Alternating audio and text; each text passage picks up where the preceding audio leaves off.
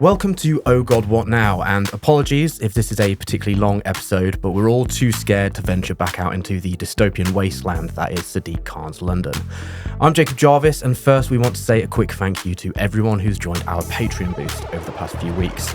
Advertising has got a bit tighter in podcasting lately, so we need your support more than ever, and you have really responded amazingly, and we truly, sincerely do appreciate it a lot.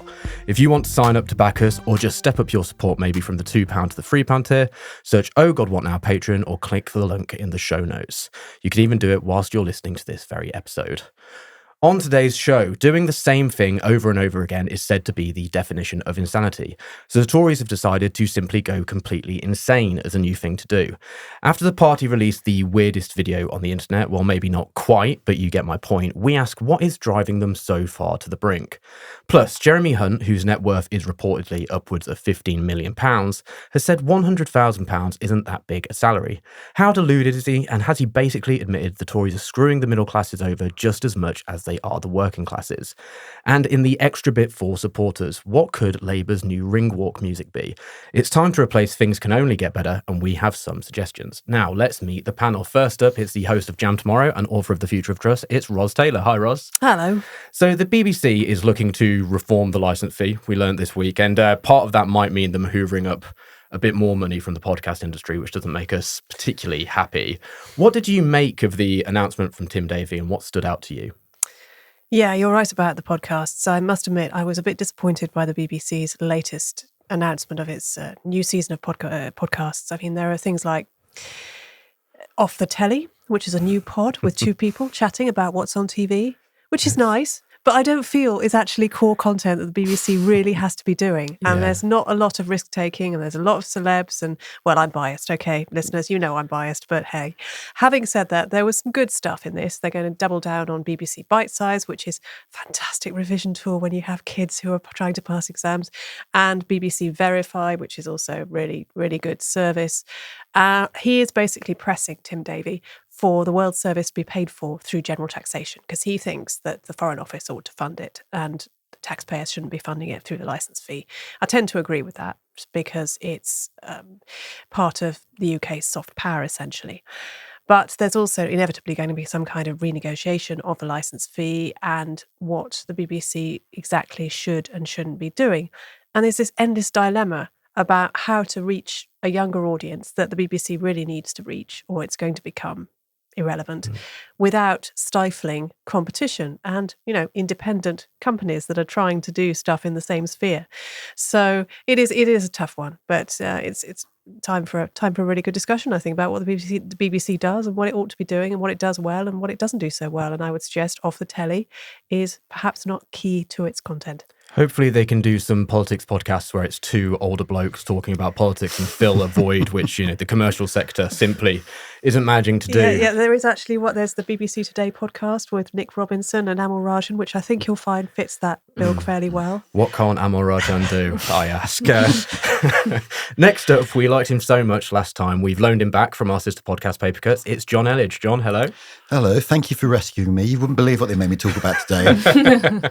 Yeah, no, I was when I was seeing the headline about pegging, I did feel somewhat sorry for you, so I thought we'd bring you into a more lofty conversation here. So Sunak was forced into a bit of a mini reshuffle after Junior Education Minister Robert Halfon and Armed Forces Minister James Heappey both resigned from the government. There was also a conspicuous promotion, which we can discuss a little bit more later on. But on this, does it feel like Sunak is losing the battle to convince his party he's right for the job, not just convince the public he is? I mean, it's not looking good, is it? And the problem is those are kind of the same thing. It's like the fact that he's failing to convince the public is what has the party in such a flap. I think it's now 63 MPs who've said they will not be standing in the next election. And some of them would just want to retire. But a lot of those guys, it's just like, I'm going to lose. It's not worth it. We're going to be out. And, you know, there's plentiful evidence for that. Like, polls are still trending downwards. Reforms seem to be going up. There was one from YouGov last week which had the Tories on 19. I don't think they've fallen below 20% before. If that poll was actually, you know, replicated at a general election, they'd have fewer than 100 seats. And that's before tactical voting is taken into account. Like, they're fucked, basically. And the problem with being fucked is, like, there's no power of patronage anymore. Like Sunak can't kind of dangle things in front of people and say, well, if you're good, you'll get this, because he's not going to have that power very soon. And everyone knows that. So everyone's just running around like headless chickens, and it's brilliant. And also everyone so far has probably already had a cabinet job, I suppose. I mean, there's only so many jobs you can give Grant Shapps to keep him on side, isn't there? I don't know. The science has theorised that Grant Shapps could one day be doing every job. So. And finally with us, it's political correspondent for The Independent, Zoë Grünewald. Hello, Zoe. Hello. Johnny Mercer is being pushed to hand over the names of those who told him about alleged war crimes in Afghanistan by an independent inquiry looking into this. Failure to comply could result in a prison sentence. How do you feel about this? I mean, as a journalist, does the idea of identifying sources make you wince a bit? Yeah, it's one of those things where you immediately understand why he would be asked to provide this information. You know, it's a statutory inquiry. He is a minister. They are alleged war crimes of a really serious nature. And now the judge wants him to reveal the names of those whistleblowers. So you can understand the severity of the situation, but at the same time, you would think they're protected by virtue of being whistleblowers, just like journalists wouldn't reveal the sources of someone who told them something quite serious and then they reported on it. You have to ask whether it's in the sort of public interest for Mr. Mercer to reveal the identities of these people. And, you know, the fact that he could potentially go to jail for this, for not complying with the demands of a statutory inquiry, is quite serious. It's not really something we've ever seen before. And he suggested he won't comply. And he suggested he won't. Well, there was some talk yesterday of him being in conversations with the whistleblowers about whether or not he could supply their identity. That was reported somewhere. I don't know if that's definitely true or if that has, you know, gone any further. But there's also the suggestion that maybe the judge will back down. He'll understand the seriousness of it. He'll understand that they are whistleblowers and they are protected in that sense. But you know, it's a difficult situation. You have to question what the government will do. You have to question what road Johnny Mercer decides to take, and it's definitely one to watch out for. I think people who've seen Johnny Mercer in front of the inquiry or in front of any select committee inquiry as well, he can be quite cantankerous, he can be quite obstinate, he can be quite disagreeable, and he's very, very proud of his armed forces background, so you can imagine him being very loyal in that sense. So I think this is going to play out in quite an interesting way, and it definitely presents a whole new issue for the government that we've not really seen before. And you'll be left to wonder who will be left to argue with Carol Vorderman on Twitter as well. His wife.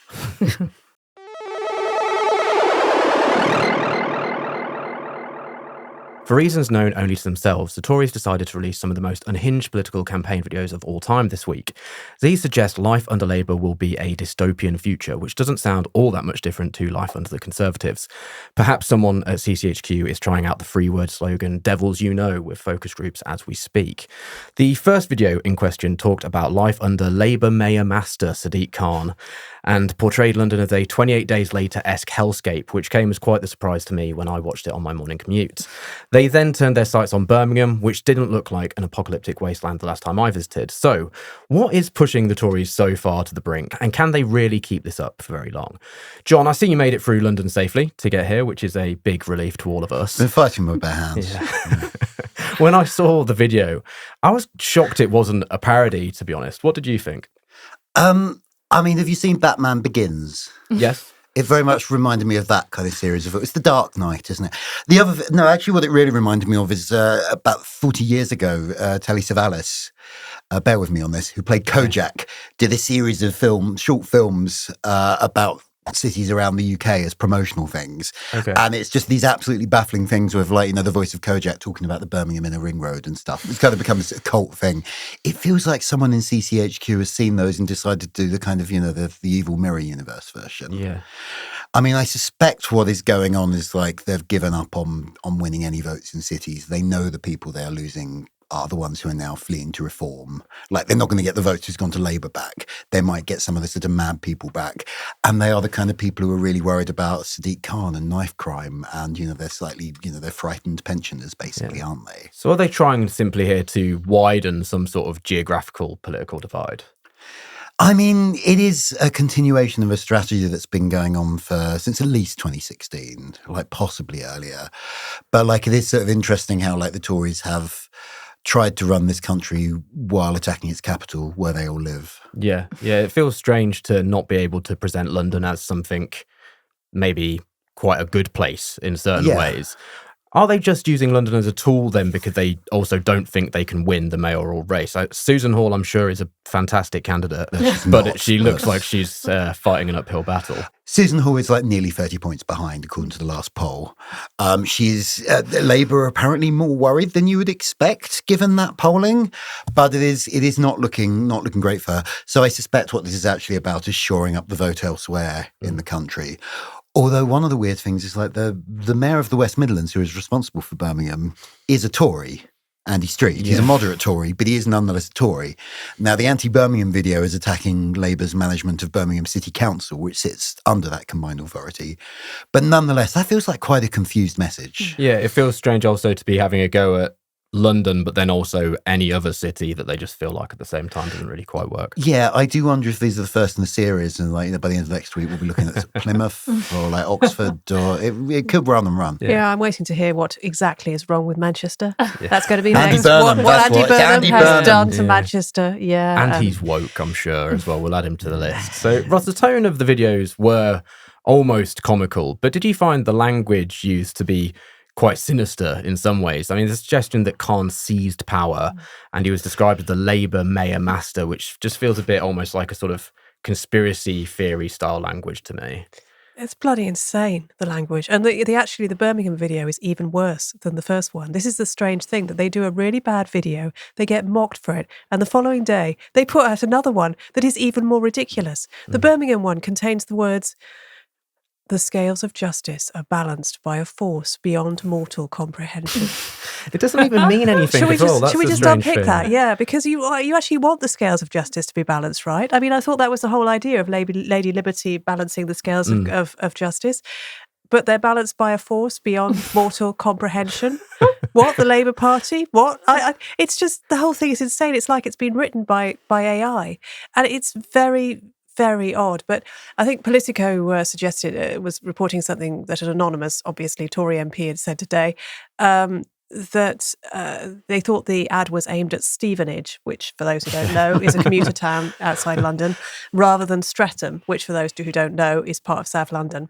And that is the really pathetic thing about it, that it's they actually think that they can fight a local election campaign, a mayoral election campaign, on the basis of appealing to people who don't even live in the capital. Yeah, it's very strange. I mean, I've been to Stevenage, and it's I don't see why this would particularly appeal to them. But I don't know, I've got some friends who live there. I'll have to ask them. So could you pick out some of the key false bits from the videos, other than that they used footage from totally different places to the places they were referring to? There's so much here, it's hard to know where to begin. So to start with, they claim that Khan is responsible for police, and it's actually joint responsibility that he has with the Home Secretary for the Met. They talk about him implementing a tax on driving, forcing people to stay inside or go underground. Do they mean take the tube? Or do they mean some sort of strange sewer existence? And there's the claim that knife crime has gone up 54% since 2016. That's not true. It's gone up 31%, which is far too much. And knife crime is a problem in the capital. And if it was predominantly white boys rather than black boys getting stabbed every couple of weeks, we would be taking it an awful lot more seriously than we do. You know, there is a problem in knife crime with in the whole of England, and that does need attention. But to lie about the stats is unforgivable. And then there's even stuff about drug death rate at a record high. And again, it's like 56.6 deaths per million, which is claimed to be the highest on record. It's not the highest on record. It was higher in the year 2000, and it's a bit higher at the moment because we've got a problem with fentanyl starting to come into the country. But it's still not high, and it's much less than it is, for example, in the Northeast, which has a massive drugs problem.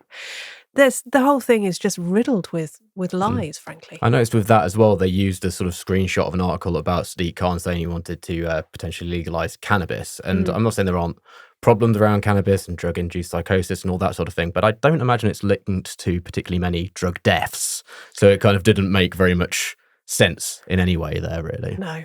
So a lot of MPs will have gone back to their constituencies over the recess. Is this just an attempt to give them something to talk about that isn't how rubbish Sunak is doing? No, I don't think it is. I think I think somebody quite junior, thought, what if we went full Republican attack ad? What if we even had the US voiceover? Would it work? Would that kind of thing really shake up British politics? Do basic standards matter anymore of accuracy? What the hell? Things are so bad for the Tories in the polls right now. Why not? Let's give it a go. Let's see how this goes down in the country and if people like it. I think that was the only motivation and the only reasoning behind these videos. I have an alternate theory, if anyone's interested in my boring on, which is like, it's so bad, I think it's deliberately ridiculous. Okay. Like when they use comic stands in their memes and stuff like that. Yeah, it's an attempt, like they knew if they made it really over the top, then everyone would share it to mock it. And therefore it's more likely to reach the people with whom that will resonate.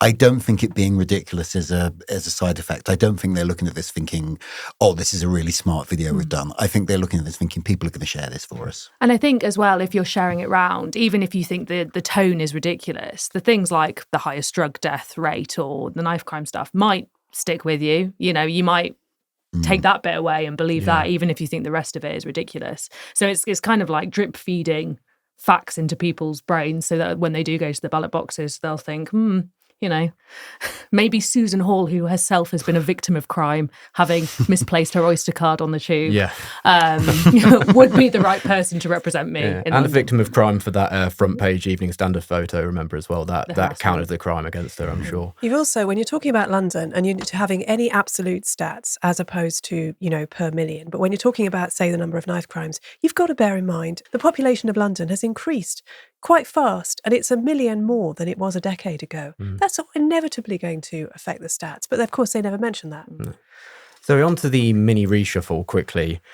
Jonathan Gullis, aka 15p Lee, as he's been called by some people on the internet. God, that makes me sound old saying on the internet, but anyway. On the World Wide Web. Yeah, on the World Wide Web.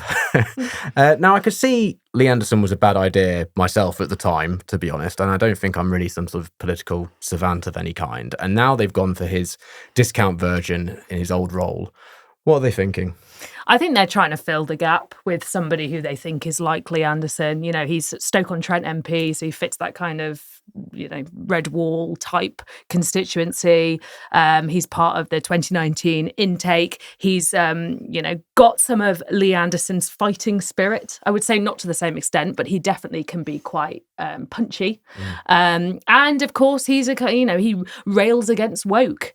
In May 2022, he said that his constituents were left flabbergasted that the woke, wet and wobbly lot opposite are on the side of their lefty woke warriors who are making sure these rapists and paedophiles remain in this United Kingdom rather than standing up for British people and their safety. That was regarding Home Office deportation flights. So he uses the same language, the same sort of signals I think they think he sends out.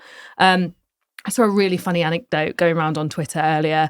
I'm not sure if it's true because it was a screenshot from Reddit of somebody who said they used to be taught by Jonathan Gullis, and because he used to be a teacher before he was an MP, and he apparently went into a fit of rage once because someone printed off a picture of his head and stuck it on a picture of a seagull and posted it around the school.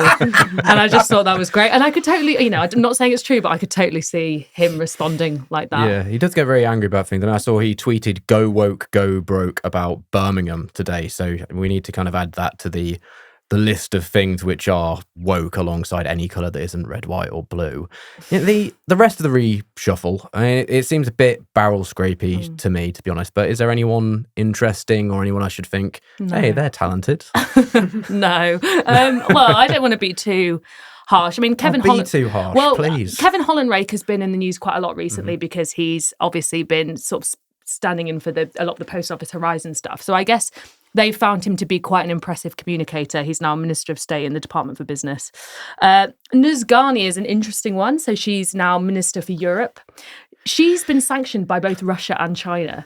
So an interesting choice for a Foreign Office Minister. Yeah. And then the rest, they're all, you wouldn't have heard of them. They're not household names. Leo Doherty, Minister of State, Minister of the Armed Forces.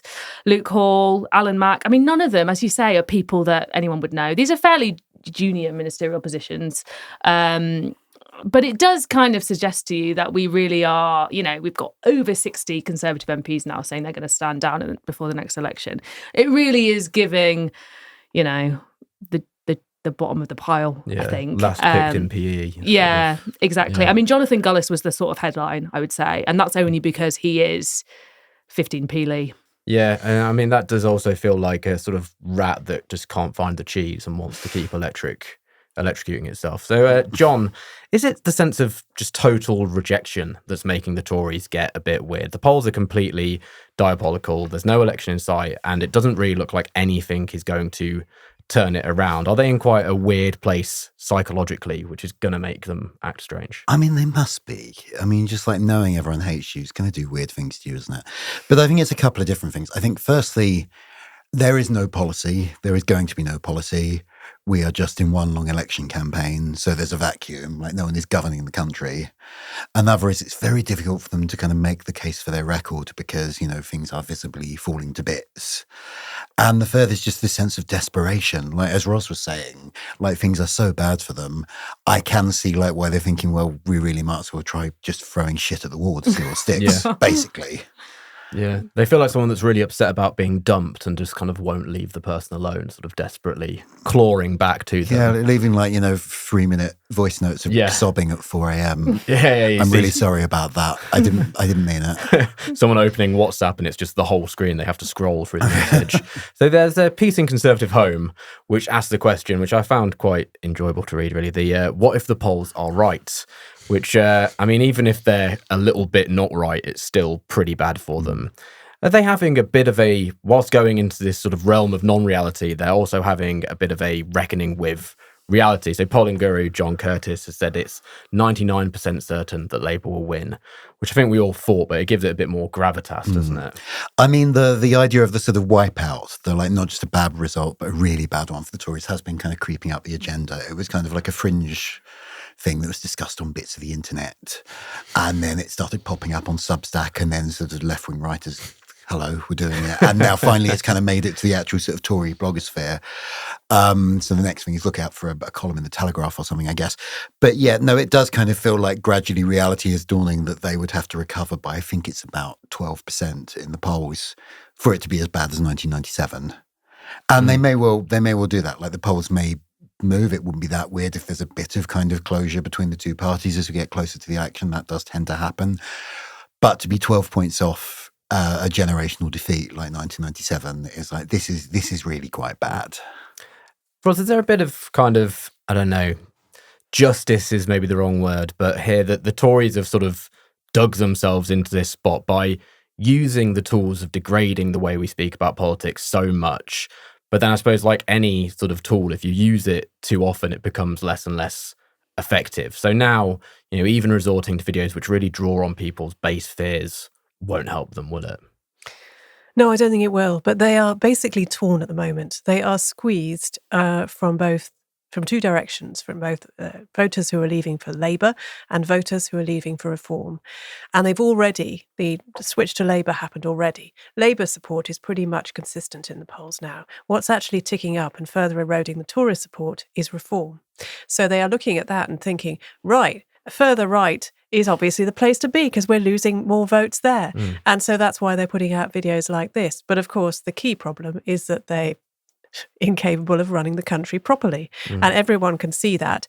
And some people take from that we need to move much further to the right. And some people take from that that we need to move to the centre or the left. But the problem is the same one. They're still losing votes. Yeah, I suppose the hard thing there is for them, they're looking to win an election, and the practical thing that might be better for the country would be them going more into the centre, but that would probably see them lose literally everyone because that ground's been dominated by Labour, and then the right would hate them. I think they're actually slightly wrong about that because I think Reform voters are surprisingly promiscuous.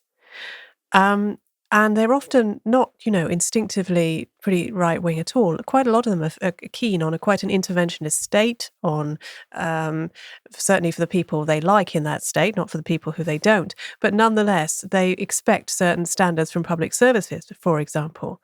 And you even get some weird crossover between people who are thinking of voting Green and people who are voting Reform. And that shows to what extent it is a protest vote as well. So do you think, as well as being desperate, the Tories are just bored? I mean, I'm finding some of this quite boring to dig into. The video shocked me, but at the same time, I just thought, oh, for fuck's sake, they're doing it again. Are they just bored of it. They can't run things. They can't make things better. They're worn out. I think there's different feelings amongst different parts of the party. I don't know if it's so much boredom. I think it's probably more what Ros said, which is that at this point, they just have nothing to lose by throwing shit at the wall and seeing if it sticks, essentially. And there are also lots of people in the party who have different strategies for how they want to bring back power. And I think you can see this a bit from how Sunak is responding to things. 1 minute, he's pursuing quite right-wing legislation or making quite right-wing sound bites. The next, he's standing on the steps of Downing Street doing a message of unity and, calling for everyone to come together and stand up in the face of extremism. And it's like he's surrounded by sort of young advisors and the right of the party, and everybody's kind of chewing his ear off. And he's just kind of going for lots of different approaches, depending on what day of the week it is and who's convinced him this week. And I mean, I guess there might be, to some extent, if you look at the sort of people who are doing Conservative comms, or if you think about people who aren't politicians but work in the Conservative Party, they're all going to be thinking about their futures, what sort of jobs they want. And, some people might want to have on their CV, I did this really well-known Conservative campaign where we made all these insane videos and they got all this outreach. They were shared millions of times on social media. So I don't know if it's boredom. I think it's just lots of people seeing this as an opportunity to try out lots of different things. And it comes across confused and incoherent. But I don't think it's boredom. I think it's just nonsense, really. Someone at CCHQ desperately wants to be hired by Lad Bible. Is what he's suggesting. Yeah.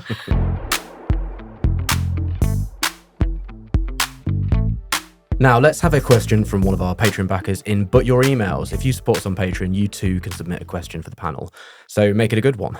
Sarah Vaughan this week asks, does the panel think there will be a UKIP/reform style disruption on the left? And what would be the potential impact on the incoming, touch wood, Labour government? We don't have any wood in the studio, but rest assured, we're all suggesting that we are touching wood here. Ros, what do you think to that? I think there will certainly be some protests on the left when, John Curtis is right, Labour takes power. I think they will sniff the opportunity to disrupt and to push the agenda further to the left or further back to the left and resist what Keir Starmer is doing, because they'll sense it's kind of their last chance, right? And that is a risk. However, I do think Starmer's grip on the party is such that he will probably be able to resist that.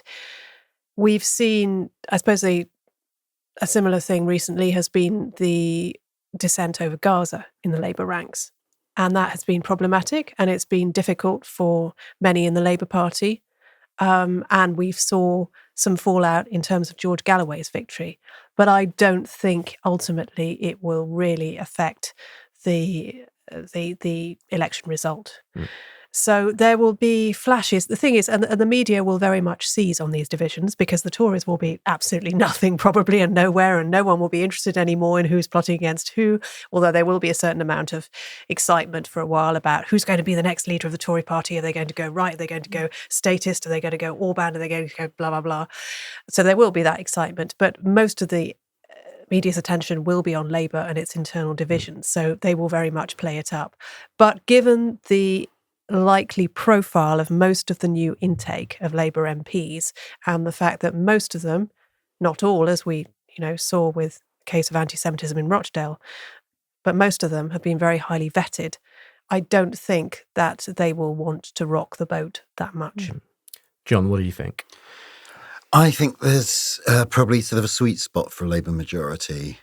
I don't know where it is, maybe sort of like 100, something like that. I think if it's too small, then obviously that will give the Socialist Campaign Group a certain amount of power. It won't be a veto or anything, but they will know that they have the power to defeat the government, and that will make their voice heard. So they will, there will be MPs who want to do that and will want to drag the government to the left. But also, I think if they get such a big majority that, if it is one of these insane results we're kind of seeing in some of the polls, then no one is better at opposing the Labour Party than the Labour Party. I think it unlikely there'd be a formal split, but I can totally imagine kind of like an internal factionalism, because as Rishi Sunak is finding now, a lot of a prime minister's power comes from patronage, and if you have 400 Labour MPs, they're not all going to get to be ministers. They're not all going to be able to be on that track. There just won't be enough jobs out there. So it makes it much harder to kind of like tell people, if you behave well and vote for the government, then, you know, somewhere down the line, there'll be like a nice juicy job for you. So I think like, and also it won't matter so much if people rebel, and they will know like they can rebel safely without actually risking bringing the government down. So I think too big a Labour victory probably actually makes the party harder to run. The other issue that's worth thinking about is like whether like that sort of external force already exists, and it's the Green Party. I mean, like Owen Jones's intervention a few days ago, where he said he's left the Labour Party, he's going to be supporting independent and Green candidates. I think that will probably be where a certain amount of the energy that previously backed Corbynite candidates is going to end up. It would be nice to think that we could have a political force that kind of like drags Labour maybe a little bit to the left, just as like Farage and co have dragged the Tories to the right. I am not quite so convinced that left-wing politics it works like that. Like, I think a lot of people around Starmer are very, very anti being dragged in that direction, and they will dig their heels in. Plus, a lot of the Green vote is not necessarily left-wing these days. Like, it's rural NIMBYism and so on. But, you know, that force does already exist out there. Zoe? I would agree with both Ros and Jonn. I think the power that Starmer has on the Labour Party, but also just the fact that a lot of people know that the best way to kind of keep the Conservatives out is to vote Labour, or to vote in a way that would put Labour in government, means that I don't think we're going to get any significant challenge to the Labour Party. But I do think there are going to be pockets of dissent, and I think there's a few issues. I mean, people are talking a lot about Gaza, and obviously that was a factor in the Rochdale by-election. But when I went and I was talking to voters there, a lot of them were actually really angry with the Labour Council. You had a lot of small business owners there, so people who owned shops, you know, travel agents, takeaways, opticians, things like that, who were furious with what they perceived as Labour Council failings that had affected their business. They changed the roads, they'd installed cycle lanes, now nobody was coming to their shops, nobody could stay, they were losing business, potholes, litter, all those things, those kind of local issues. And I think George Galloway knew there was anger there, and some of it he did capitalise on Starmer's approach to Gaza, but some of it was actually nobody cares about Rochdale except me. That was the message he was sending out. And I do think, and you know, it's interesting because the candidate who got the second largest vote share was David Tully, completely independent, local Rochdalian man. I think 3 or 4 generations his family had lived in Rochdale, and everything he was campaigning on were local issues.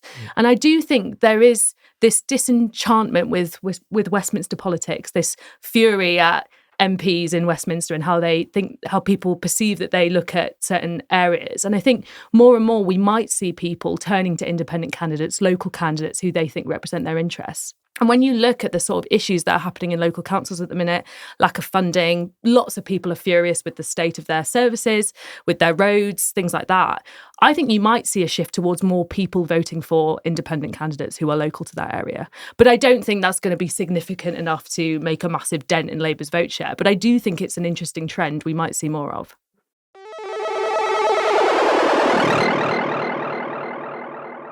Jeremy Hunt has enough money to spare that around a decade ago, it was reported he had a sprung floor on which he can practice dancing the lambada installed in his home.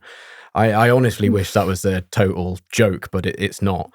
So his footwork fell afoul recently, though, when he suggested that £100,000 a year is not a huge salary in his Surrey constituency, at least. I imagine that's news to a lot of people. But is there something we can glean from his comments that even he realises the Tories have made the middle and upper middle classes worse off despite having been meant to be their champions? Jonn, it's easy to call Hunt an idiot or worse, as many newsreaders have at points, and I'm trying desperately hard not to.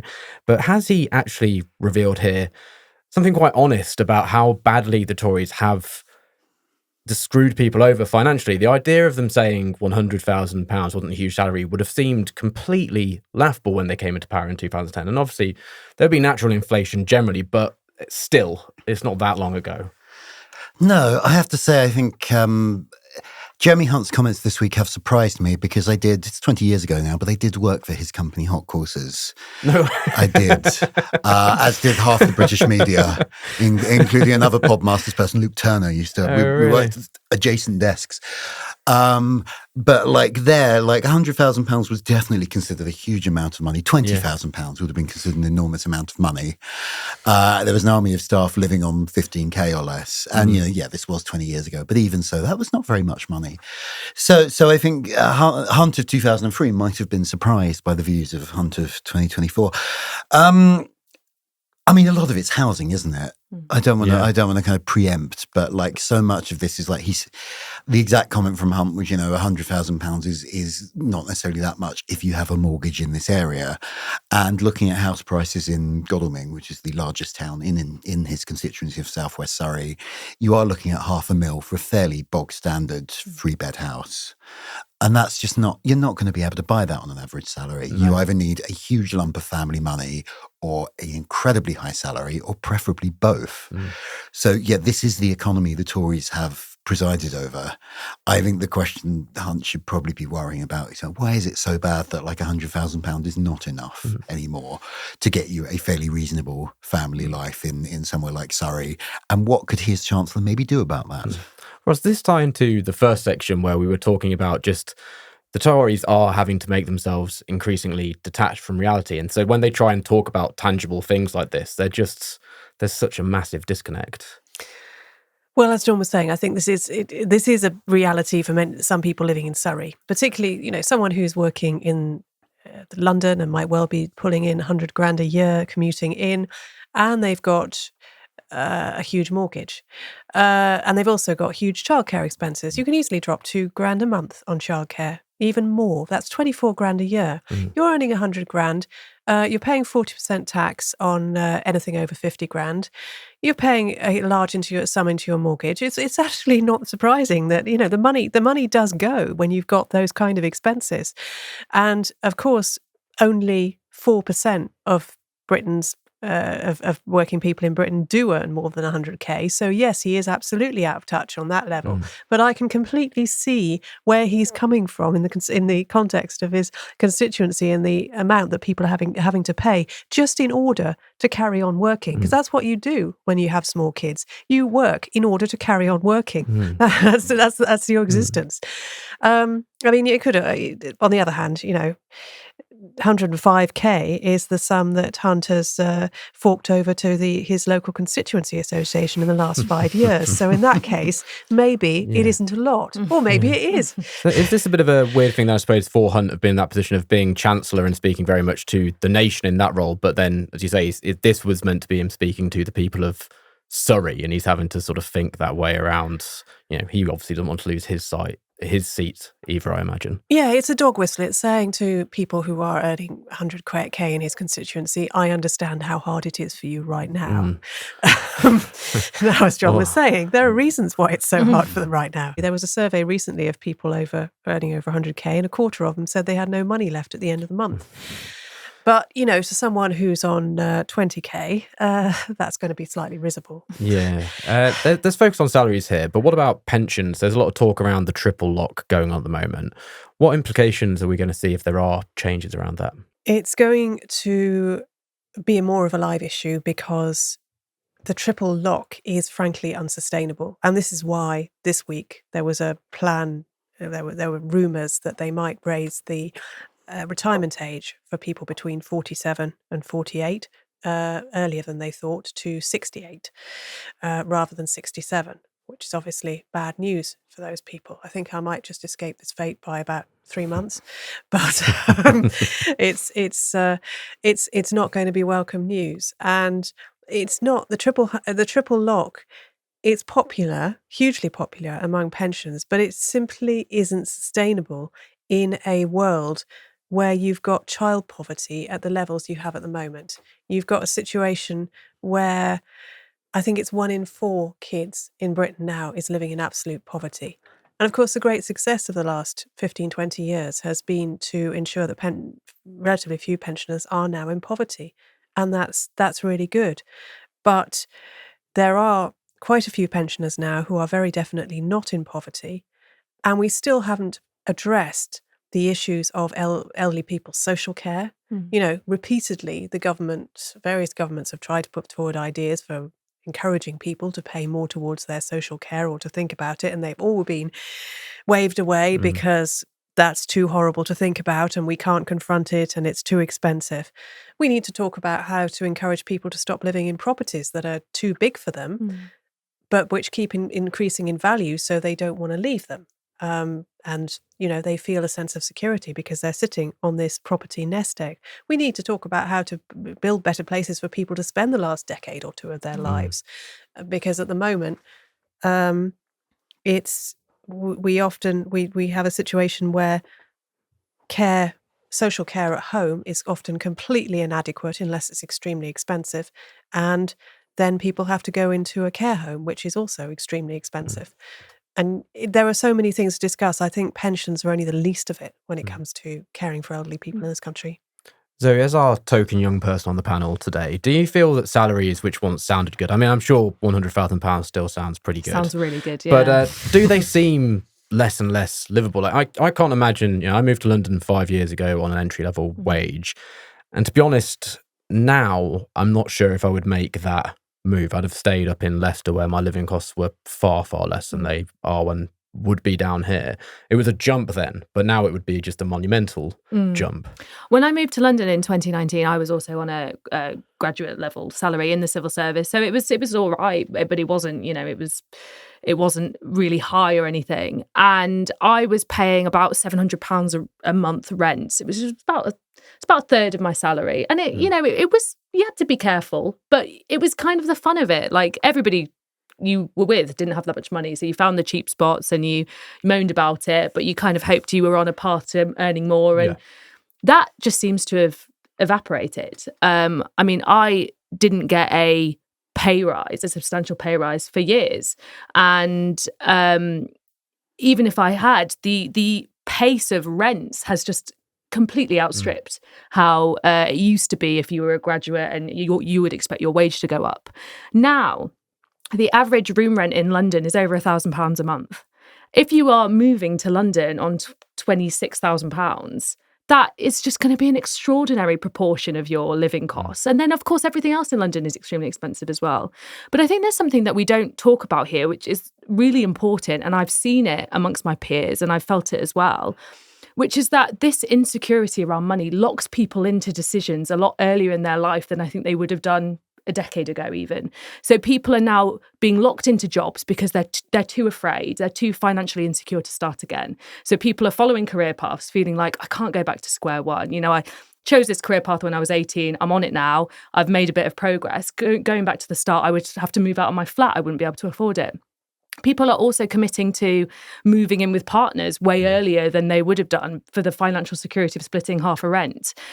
People are locked into house shares with people they don't like because they're afraid to go back on the rental market. And all of these things, I mean, they sound fairly, part of life, but actually they are hugely stressful for people. Yeah. And I think that feeling of being locked into a life or you're on a path that you can't get out of is a huge source of anxiety and stress for young people.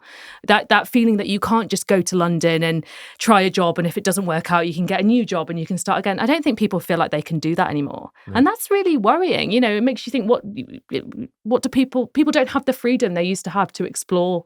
And when you're 18, you don't really know what you want to do. And I mean, lots of people change their minds. You change your mind about the sort of person you're with, you change your mind about your friends, but people aren't able to do that as freely anymore. And I think that is quite significant. In 2022, so the Bank of England boss at that time suggested that rising salaries will boost inflation, which we know Hunt is desperate to get down. Does it feel strange for him then to basically be making a case that would suggest basically everyone in the country needs to be paid more money than they are being paid for them to be able to be comfortable? It's like that cognitive dissonance we were talking about earlier, which is that he'll say one thing to his constituents who are particularly wealthy and live in Surrey, and then another thing when he's standing at the dispatch box telling people that they just all have to, get it together and not ask for a higher wage because we're all in this together. Everybody's feeling the pinch of inflation. How can he say £100,000 is not that substantial, yet he's asking nurses, to be happy on their salary when they haven't had a pay rise in 10 years or whatever? It doesn't feel like it adds up. And I think it goes back to what you were saying, which is in one capacity, he is a constituency MP, and in another capacity, he is the Chancellor. But it also does give a sense of, both the Chancellor and the Prime Minister are millionaires. The sort of the Conservative Party are very wealthy. The cabinet is very wealthy. You get a sense that when you're not really mingling in those circles, which the Tories aren't famous for, then you are going to maybe not be so sure what it's actually like to live on 30k and have dependence. And I think that is it. I think fundamentally the Conservative Party is very out of touch with the plight of working people in this country. I think Rishi Sunak should just come out with a message of telling people that they should find a really rich partner like he did, because to be fair, it seems like it's worked out quite well for him. Ros, do we need to talk generally though about salaries in Britain? Has our wage growth lagged behind other countries? I look at salaries in the US, for example, and it seems like things closer to the six-figure mark are much more common than they are here. Yeah, they are. And it's very difficult to make comparisons. And the comparisons are often made with France and Germany and so on. And certainly we have lagged behind France and Germany in terms of salaries. But it is so hard to make meaningful comparisons when there are such big differences between what the state provides and what you personally have to cough up for, and also how much you're being taxed as well. So France and Germany historically certainly have been taxed quite a lot more than us, although that gap is beginning to narrow now as the tax bands have been frozen. So you can't really make meaningful comparisons. I mean, US has a sales tax, for example. So when you pay for something, you generally got a sales tax state that's applied by the state, and that all those kind of things factor into it. The same with housing costs. If housing costs are high, then you need higher wages in order to pay for them. If housing costs are much lower, as they often are in the US, not universally, then you don't. And so I would really resist making those kinds of comparisons. Of course, pay has gone up recently because of inflation. It's gone up more in the private sector than in the public sector because Jeremy Hunt has been, forcing and making sure that the pay awards for public sector unions have been relatively low. And of course, in real terms, because of inflation, although salaries have risen quite a lot, the real terms increase is. But it's a real terms decrease. Small, but it's a real terms decrease. So as well, we talk about a lot of the political divides which the Conservatives have created, but are we seeing them? We're obsessed with class in Britain, but are they splintering the class structure as well? It's as if the middle class often a lot of people in middle class would like to refer to themselves more so as working class. We see that, but are they actually being dragged out of the class they were perhaps used to being in? And then, frankly, people in the working class, they're being pushed further to poverty. Are we seeing more divides within the class system than we maybe have had in the past? I think we're seeing that between generations. I think we're seeing quite a few people who look at the lifestyle their parents had or currently have and say, that's a lot better than I'm ever going to get. So you're seeing a switch down between generations. And the way we talk about class in Britain is just insane. It doesn't make any sense at all, of course, because hardly anybody thinks they're upper class. People who think that they pulled themselves up from the bottom would never refer to themselves as middle class. Plenty of people towards the bottom don't want to be thought of as towards the bottom. So it ends up being the case that almost everybody describes themselves as working class on the basis that they've done a job during their lives. It's better really to talk about there are alternative ways of thinking about class. There's something Mike Savage at the London School of Economics has done a lot of work on this, and he identified a group that he calls the precariat, which I think is really important to think about and that we don't think about, because those people don't have a voice in the media. They don't really have, some people who will speak for them, but they are in absolute poverty generally, and that's not a small number of people. Nearly a fifth of people now are struggling with basic needs. And as I mentioned earlier, 4 million kids are in poverty. 4 million. And it's just appalling, partly due to the refusal to pay benefits for a third child, which is awful. But not just that. We don't talk about the people at the bottom because we don't like to think about them. And that is the real problem. And that's why here we are talking about Jeremy Hunt, weighing in about whether 100k is a large salary or not. And that is, in a way, that's a way for Jeremy Hunt not to think about those people at the very bottom of society.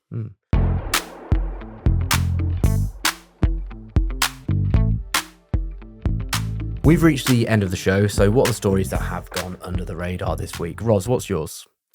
Oh, I've got a great one. I've got some cheerful news. Good. But we need it after having to talk about fucking Jeremy Hunt for such an extended period then. Well, there was some more bad news about sewage outfalls today and how many there are. But the good news is that there's a big new super sewer that's just been completed in London. It's massive.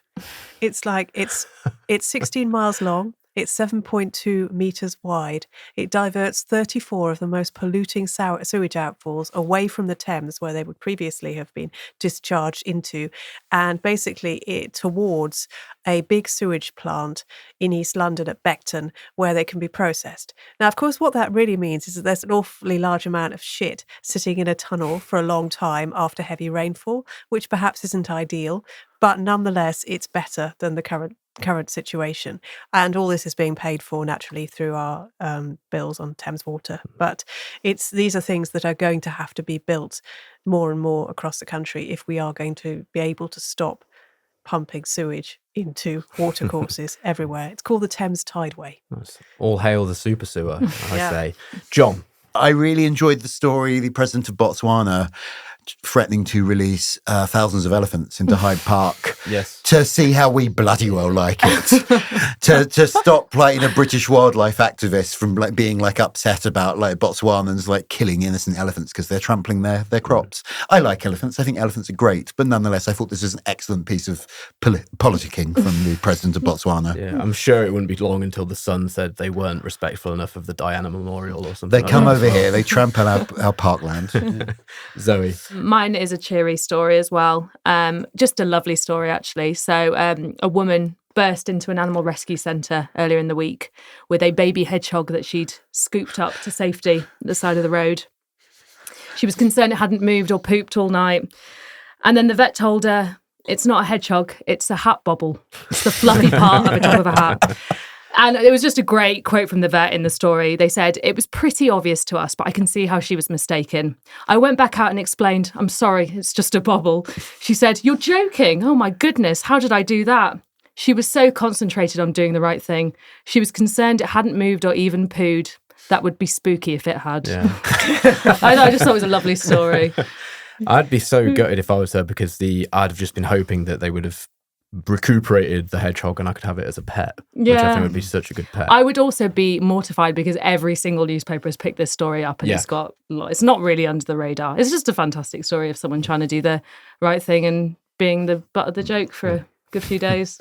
Well, on a sewage theme, so mine is in a former life I wrote a story about eels in the Thames apparently being high from cocaine, with the headline, cocaine in the Thames is another problem eels don't need. Did you break that story? That's I me. love that story. Yeah. It's loves a that fantastic story. Yeah, no, I feel quite bad. I rang up some very nice sort of environmental guy. I can't remember what he was called exactly. And I really put it to him. I was like, would you say it's just another problem they don't need? And he said yes. And I remember going to my news editor and being like, right, I could write quite a boring eel story here, or we could do the headline, another problem eels don't need, and I just ran with it.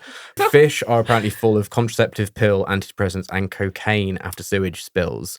And it was quite amusing how this emerged on Good Morning Britain. There was a bit of, sort of Susanna Reid having to ask and be like, can you really repeat that and get that for me? But yeah, I mean, there's sort of raw sewage going into Langston Harbour pretty much constantly, it appears, and has left marine species in the water full of drugs. And it's, I mean, that's just absolutely crazy. I just find it strange. I mean, look, the notion of drugs and cocaine is one other thing, but that just seems wild. You'd imagine some of that comes through your system, is processed. That has to be a huge amount of shit and sewage for that to transfer to animals and be found in tangible amounts. So super sewers have to happen much more quickly and much more widely, I would say. Right, well, that brings us to the end of the show on that note. So thank you very much to Zoe. Thank you. Thank you, Ros. Thank you. And thank you, Jonn. Thank you very much. Stick around for the extra bit after Demon is a Monster by Corner Shop, and a big thanks to our generous supporters. We've been inundated with new backers and faithful supporters boosting their backing since we mentioned that things are getting a little bit tricky in the advertising world for podcasts. We're truly grateful for every penny, so if you'd like to add your voice to the sound of the crowd and get extras, including additional shows and a shout out on the show, search Oh God What Now Patreon or try the link in the show notes. Now let's hear some of those shout outs. Hello, welcome to the podcast Conspiracy, and many thanks for your generosity to Hallam Lewis, Kate, Peter McQuillan. Thank you so much for looking down the back of the settee for a few spare coins from me to Yasmin Tukmachi, Alan P. Harrison, and the mysterious Joanna. Thank you. And a big shout out from me to the following newly inducted supporters: Ben Priest, Ollie Masters, and Bethan. And finally, welcome aboard to Sophie, Sam Holmes, Tom Carey. Thanks very much for listening, and we will see you next time.